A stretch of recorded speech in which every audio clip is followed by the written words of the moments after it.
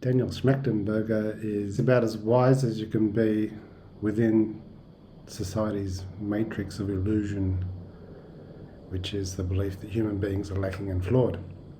It makes me wonder how well he'd go if he took that last step and questioned the negative view about humankind. He's talking to Lex Fridman, and we'll see how we go. I'll be commenting throughout based on the ideas from my book. But another way to say that is wisdom is constantly expanding and evolving set of metrics. Really, the only wisdom we need is to be free of the negative view of humankind, or to see it and be free of it, and then everything after that's like a fun added bonus, icing on the cake. If the set of things is consistent, it won't be complete. So we're going to keep adding to it, which is why we were saying earlier, I don't think it's not beautiful. But it depends what you're building on, when you're adding things, are you adding on a solid foundation or on a contaminated foundation? And especially if you were just saying one of the metrics you want to optimize for at the individual level is becoming, right? That we're becoming more. Well, that then becomes true for the civilization and our metric sets as well. Well, why do we want to optimize? There's a common and persistent drive to improve. And I think that's great if it's coming just from free potential and intuition that things can be improved. But if it's coming from a belief that we're lacking and flawed and therefore need to improve, then we become desperate and dependent. And our definition of how to think about a meaningful life and a meaningful civilization. I can tell you what some of my favorite metrics are. Why do we want meaning? Isn't it to make us happy? Don't we think that when we have meaning, we'll be happier, things will be better, we'll feel better? So therefore, happiness is the meaning. It's implied in everything we do. Well, love is obviously not a metric. It's How much you could bench? Yeah. That's a good metric. Yeah, I want to optimize that across the entire population, starting with infants. See how quick his thinking is that he knows that his metrics for whatever have got to be suitable for everybody. And I would say that it's got to be based on reality. If it's based on solid reality, then it's going to be suitable for everybody. If it's based on illusion, then it's going to be no good for everybody. So you've got to get that solid foundation, right? And reality is the main one. Because our situation is like that TV show Lost. We've all been sort of thrown into this world. We don't know what's going on, where we came from, especially at a species level. The first humans were probably scratching their head wondering what the hell's going on. And we've got some explanations now, but that's not the final explanation. So we've got to orient ourselves to our situation by making sure every step's based on reality as far as we can ascertain it. I don't think there is a metric, a right one. I think that every metric by itself, without this thing we talked about of the continuous improvement, becomes a paperclip maximizer. I think the right metric is, are we free of illusion or not? Once we're free of illusion, then everything we do will be good, and it'll be naturally good. Like he's going to talk about the Tao later on, Taoism, and that's sort of harmony with nature and harmony with ourselves, and that works if our survival needs are met and we're free of illusion. Then my sacred relationship is to reality itself, which also binds me to the unknown forever, to the known but also to the unknown. And there's a sense of sacredness connected to the unknown that creates an epistemic humility that is always seeking not just to optimize the thing I know, but to learn new stuff. Our nature is unknown ultimately, and perhaps the whole universe is unknowable. But we don't have to keep improving. The desperation and dependence that's involved in the current forms of improving are actually the problem, because they're searching for happiness in unreliable places. And happiness is reliable only in being, because our beings are not going anywhere. And to be open to perceive reality directly. So my model never becomes sacred. My model is useful. So the model can't be the false idol. Correct. Yeah. And This is why the first verse of the Tao Te Ching is the Tao that is nameable is not the eternal Tao. Exactly. So everything we improve or create is always going to be limited, and that's great. I mean, you take on limitation for unique forms of experience that it provides. But we must just remember that it augments innate happiness rather than creating happiness from a bad place. I mean, I know you ask your guests about the meaning of life, because ultimately when you're saying what is a desirable civilization, you can't answer that without answering what is a meaningful human life, and to say what is a good civilization, because it's going to be in relationship to that. Before I said that happiness is the meaning of life, and that can sound too superficial, but when you're tuned into being and not chasing some desperate, narrow, dependent form of happiness, that's expanded, and it is implicitly meaningful, it's ecstatic, it's mind-blowing. Not always. So I think when we're asking the meaning of life, it shows that we're not in touch with that innate happiness. And it shows that we're within society's matrix of illusion. Because society makes us look everywhere for everything as though we're dependent, always dependent. We're dependent on finding or creating some form of happiness or meaning or purpose.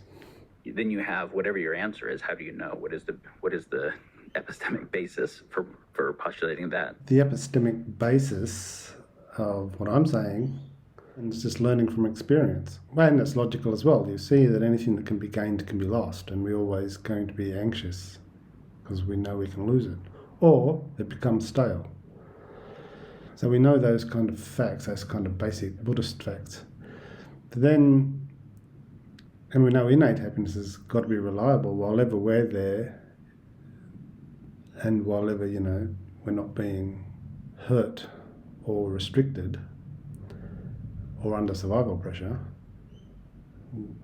We know that we can relax and instantly feel good, take a deep breath, relax, feel good, and feel goodwill towards everybody else. But of course, in the beginning, it might be very light, you might relax and say, oh, that's nice, But you've got to remember that it's happening within society's deluded world, which has a whole momentum about it, and you're surrounded by people that are in illusion. So the greater depth of it might take time to be noticed. We joke about these questions as silly. It's a silly question in some sense, but we haven't really considered what it means. Just a more concrete version of that question is what is a better world? What is the kind of world we're trying to create, really? Yeah, people get uncomfortable about the questions like the meaning of life. I mean, some people are interested in it and they're happy to talk about it and actively searching. Other people have closed it off and gone, oh, nobody else has ever figured it out, so why should I try, And society has plenty of ready-made answers like religion and idealism. And regarding what's a better world, well, half of my book's about utopia. The first half's about happiness, the second half's about utopia. So it's like individual and the world. A better world is a world that's free of illusion. If human beings are cool without illusion, then that's obviously true. But if you assume that people are bad with or without illusion, then you're going to think it's going to be difficult or even impossible. One index that I find very interesting is the inverse correlation of addiction within the society. The more a society produces addiction within the people in it, the less healthy I think the society is. That's a good metric, especially if you expand the definition of addiction. Like addiction to entertainment, addiction to money, even addiction to people. People really need to be validated by others. To go in the other direction from addiction is the ability to be exposed to hypernormal stimuli and not go down the path of desensitizing to other stimuli and needing that hypernormal stimuli, which does involve a kind of hormesis. So I do think the civilization of the future has to create something like ritualized discomfort. There's already plenty of discomfort in the world, even just the weather, hot or cold, gloomy or sunny. We stub our toes, we have dental appointments, we miss buses, there's plenty of difficulty just by being embodied. The bodies are sensitive and vulnerable. But I get the point that, strength and growth can kind of happen from discomfort and from limitation. But it doesn't always work. What really works is stopping and questioning your whole life. You stop and go, oh my God, I'm going in this direction and it's just not working. What's going on? How did I get here? Why is there unhappiness? Why is it arising? Why is it biting at my back? And that's very rare. That's extremely rare to really turn around. It's like doing a 180 and go, hang on, what's going on? Where have I come from? What am I running from? Where am I running to? Even when that does happen, people usually stop short of completing the inquiry. They find something that seems to work to make things feel a bit better for a while, and they go off onto that. And some people make whole careers out of this thing. You see plenty of these people that have go on Oprah or something and say how my life turned around when I faced this problem and found the solution, and now I'm going to sell everybody the solution, And so many people have gone through difficult circumstances and never come out with the ultimate answers.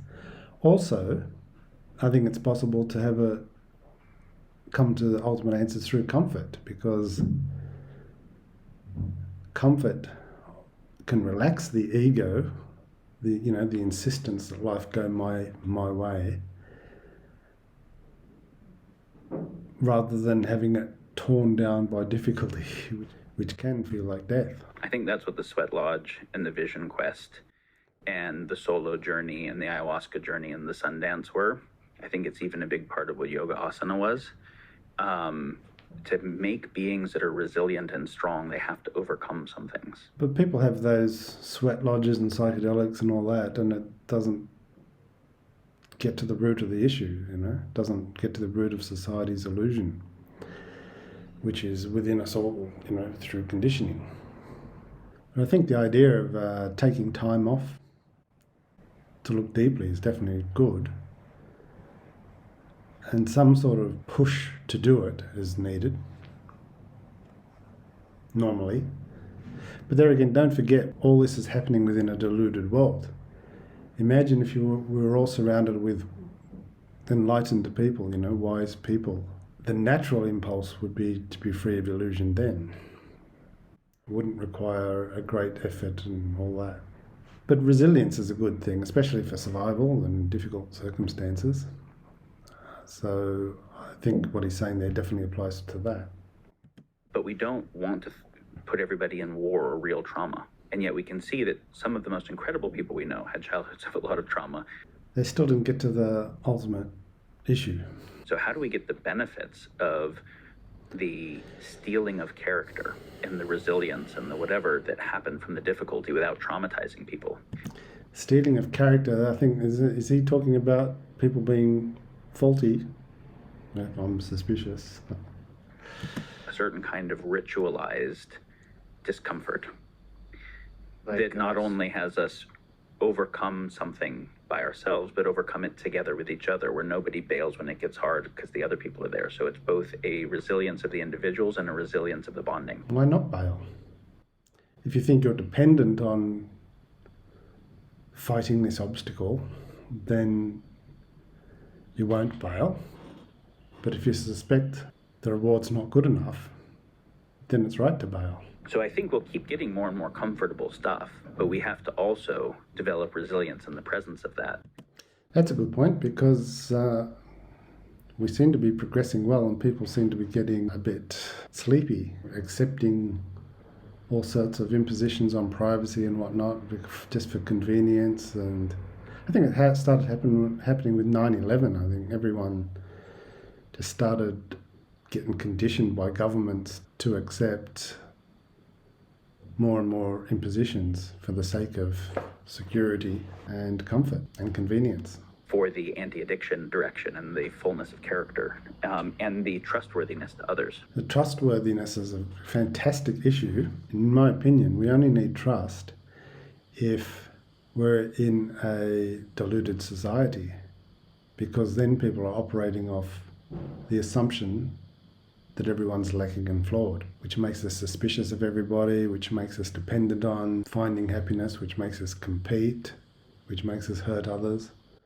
But if we realize that we're not lacking and flawed, that we're perfect and complete and therefore happy and good-willed, then there's no need for trust. Same with morality. Trust and morality both are only relevant in a deluded world or in a world where there's big survival pressure. So we want to constantly be throwing rocks at ourselves. Not constantly. You didn't have to Frequently. Periodically. Periodically. Yes. He's very eloquent. He's like a thesaurus. He comes very precise with his words. And there's different levels of intensity, different periodicities. Now, I do not think this should be imposed by states. I think it should emerge from cultures. Well, both states and cultures are deluded. But when we recognize the language that we speak and the words that we think in and the patterns of thought built into that language and the aesthetics that we like, and so much is conditioned in us just based on where we're born, you can't not condition people. So all you can do is take more responsibility for what the conditioning factors are, and then you have to think about this question of what is a meaningful human life. All the conditioning from society is good, except for that one negative view of humankind. Because the conditioning gives us language and like rules of the road and whatnot, and that facilitates expression of unique potentials. The social context and the physical context, the planetary context and the bodily context gives us various opportunities for unique forms of expression. And if it comes from a place of happiness, then the expressions will be harmonious, there won't be desperation, there won't be conflict, There might be still playful conflict, but there is one bad bit of conditioning, which is the idea that human beings are lacking and flawed, and we inherited that from, thousands of years ago, tens of thousands of years ago probably. And that belief has never been questioned, and we've got lots of evidence for it, but the evidence is all created by the belief. If you think people are lacking and flawed, then you become dependent on finding happiness, and you compete and fight, and then people go, see, there's the evidence, we're lacking and flawed. So it's a self-fulfilling prophecy. There's 20 years of conditioning everybody before we can make basic sense of what's going on. And everybody believes it. It's like the Matrix. If everybody believes it, then, and we see plenty of evidence for it, then why question it? So it does take something to break out of the Matrix, kind of a intuition, at least. We're building new environments that we were not adapted for, and then we're becoming affected by those. So then we have to say, well, what kinds of environments? That's a great point. I mean, our species, way back in, prior species to us, they were all born in and developed in a natural world. And then about 10 or 12,000 years ago, they say, farming came along, and then there was more settlement. And now we've got this technological world with these modern cities and whatnot. And it's got to be influencing us partly negatively, but also obviously partly positively. But you can see why we love to get back to nature sometimes, a walk in the forest or along the beach. That would develop the healthiest, happiest, most moral, noble, meaningful people. Look at that list. Moral, noble, meaning, happy. See, happiness always pops up. Morality is irrelevant. Noble, irrelevant. They're all old ideas from when we believe human beings were lacking and flawed. You end up getting deep existential consideration at the heart of civilization design when you start to realize how powerful we're becoming and how much what we're building it in service towards matters. Yeah, at the moment we're just building for, it's like desperation for more money and more stimulus. And there's also kind of whistling in the dark. Well, we'll just keep working on it and hope that it all works out. And regarding that earlier point on morality, I mean, you might say, well, hang on, people are immoral. Look at all the harm we do. But again, it's either from instincts, we're under survival pressure and then we compete and harm, and that's natural, that's healthy. Or it's based on illusion. We're dependent on finding something in the world for happiness, and then we fight and compete for it. And always remember that we're in a social context that is deluded. So the context is constantly influencing us in a negative way. My positive emotional states and your positive emotional states would most of the time be correlated, your negative emotional states and mine. And so you start laughing, I start laughing, you start crying, my eyes might tear up. And we would call that the compassion-compersion axis. This is a model I find useful. So compassion is when you're feeling something negative, I feel some pain, I feel some empathy, something in relationship. Compersion is when you do well, I'm stoked for you, right? Like I actually feel happiness at your happiness. I like compersion. Yeah, the fact that it's such an uncommon word in English is actually a problem culturally. Yeah, feeling good about others' success should be the norm, right? Unless you're being just playful or doing sports, that sort of thing. Even then, when you see sports people congratulate the winner. It's interesting about the popularity of words. I mean, if you look at synonyms for stupid, there's like 50. If you look for synonyms for immoral, there's another 50. It's because we've really gone deeply into that because we believe in it, and society's created all these fine distinctions of lacking intelligence and being morally flawed. The compassion-compersion axis is the thing I would optimize for. The jealousy axis is when you're doing really well, I feel something bad. I feel taken away from, less than, upset, envious, whatever. Taken away from, upset, envious, less than. How are those things possible?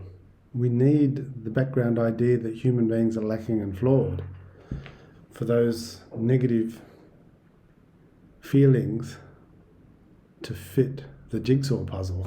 If we're chasing some form of happiness and somebody else gets it instead of us, then we feel we've missed out on our only hope of happiness. Or if our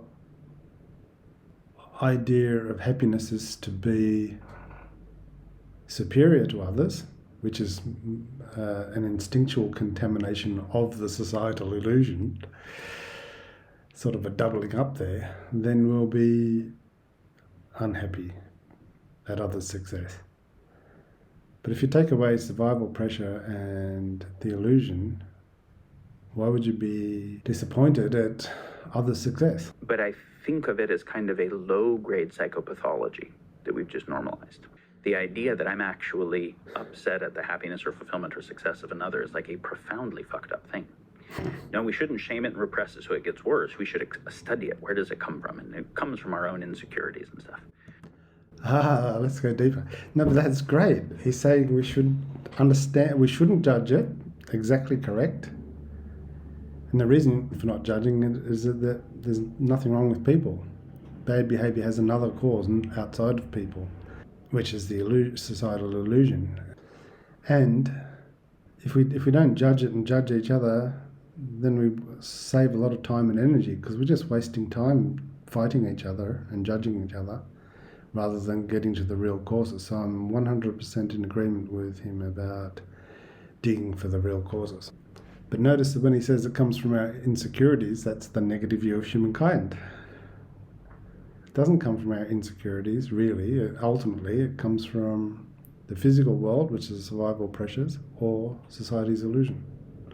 Jealousy is one step on the path to sadism from the healthy compassion-compersion axis. Sadism is an interesting one because that's one we're tempted to say, well, a sadist is really evil.